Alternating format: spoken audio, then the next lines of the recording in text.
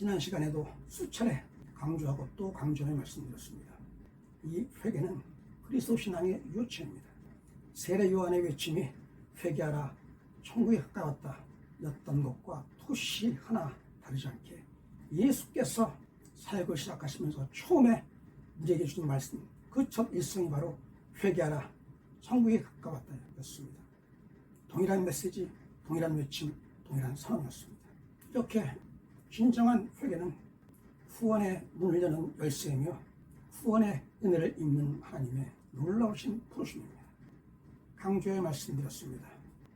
회개는 단지 지금 내가 저지른, 내가 범한 그 죄의 책임과 그 고통에서 벗어나는 면피가 회개의 목적, 회개의 진정한 의미가 아니라 진정한 회개는 그 자리에서 나와 하나님께로 돌아가는 거듭남이라고 강조하고 또 강조해 말씀드렸습니다.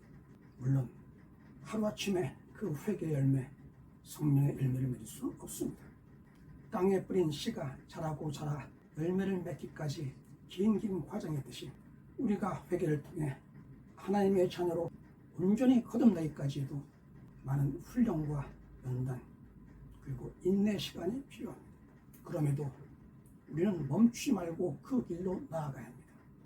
진정한 회개로 말미암아 우리가 하나님의 자녀로 거듭나 하나님이 우리에게 약속하신, 하나님이 우리에게 상속하시는 그 귀한 은혜, 그 은혜 누릴 수 있는 하나님의 품으로 들어가야 합니다.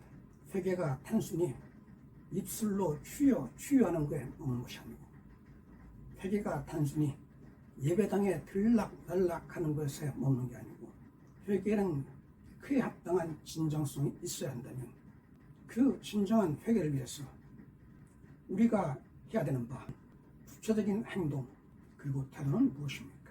첫째, 우리는 우리가 저지른 죄, 우리가 범한 죄와 허물을 반복하지 않기 위해서는, 다시 또 그 죄의 사슬에 매이지 않기 위해서는 지금 드러난 현상으로서의 죄에 대한 자각에 머무는 것이 아니라 죄에 대한 후회와 반성, 참회에 머무는 것이 아니라 그에 앞서 죄의 근원이 무엇에 대한 생각이 먼저 앞서야 됩니다.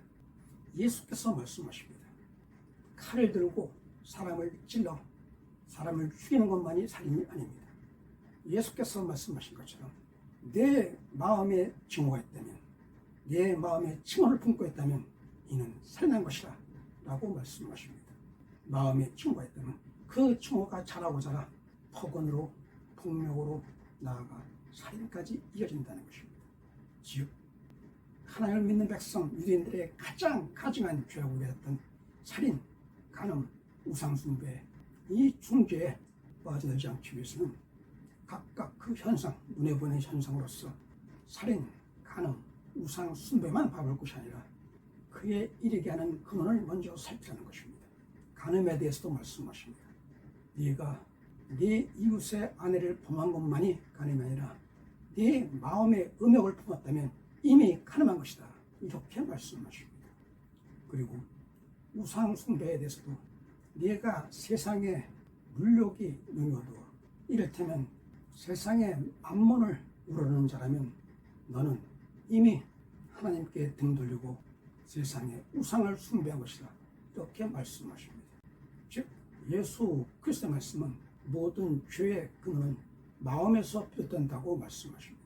우리가 정녕 죄의 자리로 돌아가지 않기 위해서는, 우리가 정녕 개나 돼지처럼 토해놓은 더러운 토사물을 다시 꾸역꾸역 집어먹는 더러운 죄의 사슬에 매이지 않기 위해서는 우리는 가장 먼저 우리의 마음을 점검할 수 있어야 합니다. 마음을 정결하게 지키고 가꾸기 위해서 스스로 깨닫고 가다듬고 훈련하고 연단해야 합니다. 이렇게 죄는 마음에서, 더러워진 마음에서 비롯되는 것이며, 이 더러워진 마음의 실상은 다름 아닌 욕망입니다. 불교를 비롯한 동양 종교, 동양 철학의 일부에서는 아주 분명하고 단호하게 말합니다. 인간의 모든 번뇌는 욕망에서 비롯된다. 있는 것이 없는 것이요, 없는 것이 있는 것. 즉 색즉 시공, 공즉 시색인즉 세상은 본디 공, 비움이라. 무언가를 소유하지 말고 무언가에 집착하지 말고 무언가에 연연하지 않으며 후를 자기 자신을 비워라. 이렇게 욕망을 떨치고 자기 자신을 비울 때 인간에게 주어지는 번뇌, 108번뇌에서 벗어날 수 있으며 이에서 벗어나는 것이 해탈이요 해탈을 통해서 우리는 마치 열반에 들어간다. 이렇게 요약합니다. 동양 철학, 동양 종교와 마찬가지로 우리 그리스도 신앙에서도 같은 말씀을 하십니다. 바울 사도는 말합니다. 너희는 탐심과 정욕을 십자가에 못 박아라. 이렇게 바울 사도는 성령의 9가지 열매, 사랑과 기쁨과 평안과 오래 참음과 자비와 양성, 온유와 충성, 절제, 이렇게 성령의 열매를 맺기 전에 우리에게 당부하시고 명령하십니다. 너희는 먼저 탐심과 정욕을 십자가에 못 박으라고 말씀하십니다. 즉 탐심과 정욕을 십자가에 못 박을 때, 그 탐심과 정욕을 버릴 때 비로소 우리는 성령의 열매, 성령의 아름다운 열매, 그 구원의 결실을 맺을 수 있다는 말씀입니다. 성경을 또 말합니다. 욕심이 잉태한 즉 죄를 낳고 죄가 장성한 즉 사망을 낳느니라. 욕심에서부터 죄가, 죄로부터 마침내 사망의 심판에 이른다고 분명히 기록하고 있습니다. 그렇습니다. 동서고금을 가릴 것 없이 이른바 고등종교라는 그 분야에서는 이렇게 비움을 강조하고 있습니다. 그리고 실제로 비움은 매우 중요합니다. 이미 오물이 가득한 그릇에 새로운 생수를 부은들 그 생수만 더럽혀질 뿐 그 물은 그대로 오물로 남을 뿐입니다. 비워야 합니다. 비움의 의미와 가치는 매우 소중합니다. 그럼에도 불구하고 저는 지난 시간에 동양의 종교 철학과 다른 우리 그리스도 신앙, 예수 신앙의 변별점에 대해서 황금률을 통해서 말씀드린 바 있었습니다. 마찬가지로 우리가 진정한 회개에 이르기 위해서, 우리가 다시 죄의 그 덫에 갇히지 않기 위해서, 죄에서 멀리 떠나 죄의 관세에 갇히지 않기 위해서 우리가 행할 바로 탐심과 정욕을 십자가에 못 박는 비움이 선행되어야 한다는 말씀과 더불어 우리 신앙, 예수 신앙의 특징이자 진정한 가치는 비움에 머물지 않는다는 것입니다. 무슨 말입니까? 예수 신앙은 단순히 비움이라는 정적인 상태에 머무는 것이 아니라 비우고 깨끗이 한 후에 채우라고 말씀하십니다. 즉 인간의 육신의 욕망, 세속의 욕망, 그 탐심과 정욕이 아니라 이제는 거듭난 존재로서 하나님 나라의 그 아름다운 소망으로 채우라는 것, 그것이 진정한 회개를 이룬 자의 아름다운 결실한 점을 강조하고자 합니다. 삶의 고통, 번뇌, 모든 걱정과 염려에서 벗어나는 것 매우 중요합니다. 하지만 삶의 고통에서 벗어나는 것, 그것이 우리 삶의 목적이라면 이는 냉정히 돌이켜보건대 사실상 죽음과 큰 차이가 없습니다. 죽은 자에게는 고통이 없습니다. 죽은 자에게는 절망이 없습니다. 죽은 자에게는 두려움과 걱정, 염려가 없습니다. 그러나 죽은 자에게는 동시에 소망이 없으며 기쁨과 평안 또한 없습니다. 우리 그리스도는 산자입니다. 산자로서 우리 그리스도인, 우리 성도는 하나님의 자녀로서의 그 소망을 가슴에 품어야 합니다.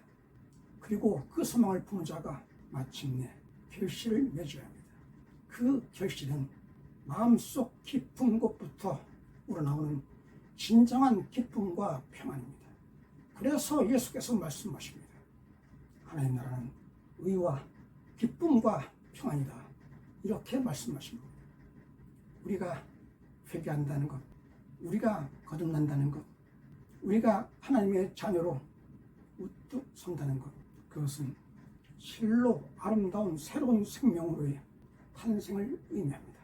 세례 요한, 죄를 자복하고 회개의 세례를 받기 위해서 요단강으로 몰려들었던 그 무리에게 독사의 자식들아 라고 외쳤던 그의 준엄한 질책을 오늘날 우리 기독교 교인들도 가슴에 깊이 새겨야 할 것입니다.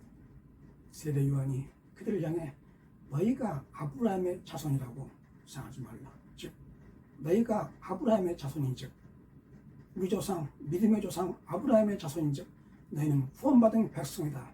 이렇게 생각하지 말라. 하나님은 세상에 저렇게 나 같은 분은 저 돌들로도 영이 아브라함의 자손이 되게 할 수 있다고 말씀하십니다.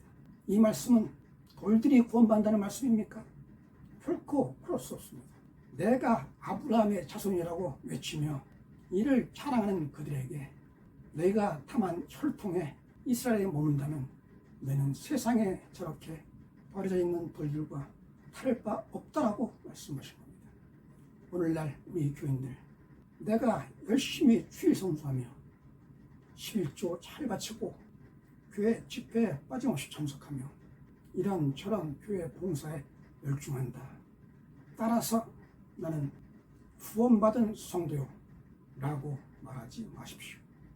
아브라함의 자손이라고 말했던 그 자랑이 보잘것없는 돌들과 차이가 없다고 말씀하셨던 것처럼 오늘날 다만 외형에 치중하는 그 종교 생활만으로는 요컨대 성도의 얼굴을 가장한 다만 종교인에 머문다면 오늘날 교인들 역시 진정한 성도로 거듭나지 못한다면 실로 두렵고 실로 안타깝게도 세상에 보잘것없이 버려진 돌들에 지나지 않을 수 있습니다.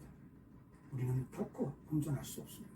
또 우리는 너무도 나약하고 무능하고 무지합니다.